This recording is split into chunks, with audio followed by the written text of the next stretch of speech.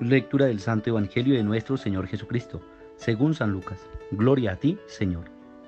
El mismo día primero de la semana, 2 de los discípulos iban a un pueblo llamado Emaús, situado a unos 10 kilómetros de Jerusalén. En el camino iban hablando de todo lo que había ocurrido. Mientras conversaban y discutían, Jesús en persona se acercó y siguió caminando con ellos. Pero estaban como ciegos y no lo reconocieron. Él les dijo: ¿qué venían comentando por el camino? Ellos se detuvieron. En sus rostros se veía la tristeza. Uno de ellos, llamado Cleofás, le respondió: ¿tú serás el único forastero en Jerusalén que no se ha enterado de lo que pasó allí en estos días? ¿Qué pasó?, les preguntó. Ellos respondieron: lo de Jesús de Nazaret. Era un profeta poderoso en obras y palabras delante de Dios y de todo el pueblo, y nuestros sumos sacerdotes y nuestros jefes lo condenaron a muerte y lo crucificaron. Nosotros esperábamos que Él fuera el liberador de Israel, y además de todo eso, ya van 3 días que sucedieron estas cosas. Es verdad que algunas mujeres de nuestro grupo nos han dejado sin saber qué pensar. Fueron de madrugada al sepulcro y al no hallar el cuerpo de Jesús, volvieron diciendo que se les habían aparecido unos ángeles y les habían asegurado que Él estaba vivo. Algunos compañeros nuestros fueron al sepulcro y encontraron todo como las mujeres habían dicho, pero a Él no lo vieron. Jesús les dijo: qué duros de entendimiento son ustedes. ¿Cómo les cuesta creer todo lo que anunciaron los profetas? ¿No ven que era necesario que el Mesías soportara esos sufrimientos para entrar en su gloria?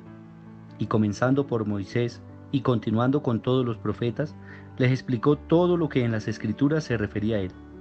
Cuando llegaron cerca del pueblo a donde iban, Jesús hizo ademán de seguir adelante, pero ellos le rogaron insistentemente: quédate con nosotros, que es tarde y ya va a anochecer. Él entró y se quedó con ellos, y estando a la mesa tomó el pan y pronunció la bendición. Luego lo partió y se lo dio, y al punto se les abrieron a ellos los ojos y lo reconocieron, pero él desapareció de su vista. Entonces se dijeron el uno al otro: ¿no es cierto que a lo largo del camino iba él encendiendo el fuego en nuestro corazón con sus palabras? A medida que nos mostraba el sentido de las Escrituras, en ese mismo momento se pusieron en camino y regresaron a Jerusalén. Allí encontraron reunidos a los 11 y a los demás compañeros, que estaban diciendo: es verdad, el Señor resucitó y se apareció a Simón. Ellos, por su parte, contaron lo que les había pasado en el camino y cómo se les había dado a conocer al partir el pan. Palabra del Señor. Gloria a ti, Señor Jesús. Quédate con nosotros, Señor, que ya es tarde. Esa es la petición de los discípulos de Emaús en Lucas 24. Quédate con nosotros, Señor, que ya es tarde.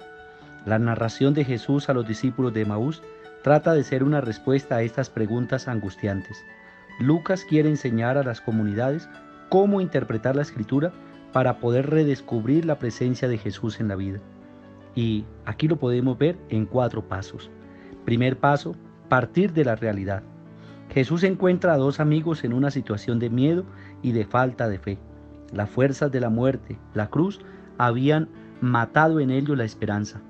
Era la situación de mucha gente en tiempo de Lucas y sigue siendo la situación de mucha gente hoy. Jesús se acerca y camina con ellos. Escucha, habla y pregunta. ¿De qué cosas vienen hablando? La ideología dominante. Esto es la propaganda del gobierno y de la religión oficial de la época, les impedía ver.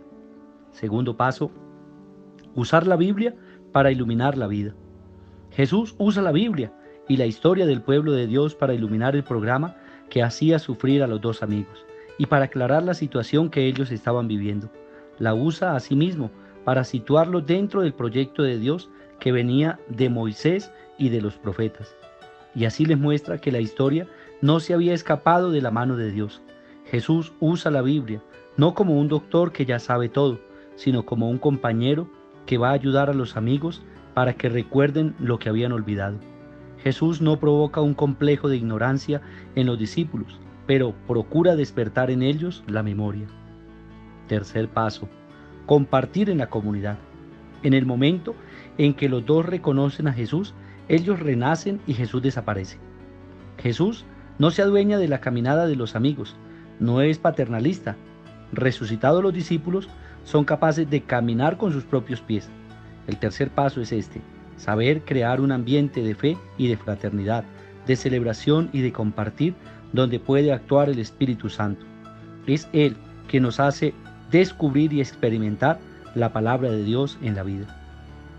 Cuarto paso: el resultado, resucitar y volver a Jerusalén. Los dos recobran valor y vuelven a Jerusalén, donde continuaban activas las mismas fuerzas de muerte que habían matado a Jesús y que habían matado en ellos la esperanza. Pero ahora ha cambiado todo. Si Jesús está vivo, entonces en Él y con Él hay un poder más fuerte que el poder que lo mató. Esta experiencia los hace resucitar. Realmente todo cambió. Valor en vez de miedo, retorno en vez de ida, fe en vez de falta de fe, esperanza en vez de desesperación, conciencia crítica en vez de fatalismo frente al poder, libertad en vez de opresión, en una palabra, vida en vez de muerte. Que Jesucristo vivo y resucitado nos ayude a vivir estos 4 pasos en el camino de Emaús que cada uno de nosotros llevamos. El Señor bendiga a aquellos hermanos nuestros que nos piden oración, los que están enfermos en las clínicas, hospitales, en su casa. También por aquellos hermanos nuestros que hoy están cumpliendo años, el Señor los colme con su gracia y su bendición, su proyecto de vida vaya de la mano de Dios. Nuestros hermanos que han descansado en la paz de Cristo, el Señor los reciba en el reino de los cielos. Y a todos nosotros nos bendiga el Señor, en el nombre del Padre, y del Hijo, y del Espíritu Santo. Amén. Dios los bendiga.